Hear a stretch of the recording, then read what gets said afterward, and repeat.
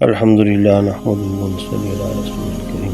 حضرت انس رضی اللہ عنہ فرماتے ہیں کہ ہم رسول اللہ صلی اللہ علیہ وسلم کی مجلس میں صفہ میں بیٹھے ہوئے تھے کہ ایک مہاجرہ عورت اپنے بچے کو لیے ہوئے آئی جو کہ سن بلوغت کو پہنچ چکا تھا۔ آپ صلی اللہ علیہ وسلم نے عورت کو تو مہمان بنا کر عورتوں کی طرف بھیج دیا اور اس کے بچے کو ہمارے ساتھ رکھا۔ کچھ دن ہی گزرے تھے کہ وہ بچہ مدینے میں وبا کی زد میں آ گیا۔ وہ کچھ دن بیمار رہ کر انتقال کر گیا۔ آپ صلی اللہ علیہ وسلم نے اس کی آنکھیں بند کی اور تجہیز و تکفین کا حکم فرمایا۔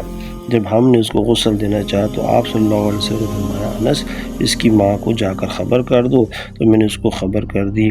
وہ فرماتے ہیں کہ وہ آئی، اس کے قدموں کے پاس بیٹھ گئی، اس کا انگوٹھا پکڑا، پھر کہنے لگی، اے اللہ، میں تجھ پر خوشی سے اسلام لائی اور میں نے بے رغبتی اختیار کرتے ہوئے بتوں کی پوجا کی مخالفت کی اور شوق سے تیری راہ میں ہجرت کی۔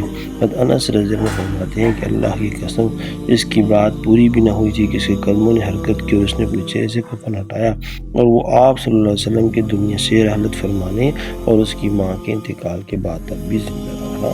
اللہ تعالیٰ کو صحیح اسلام پر چلنے کی توفیق عطا فرمائے۔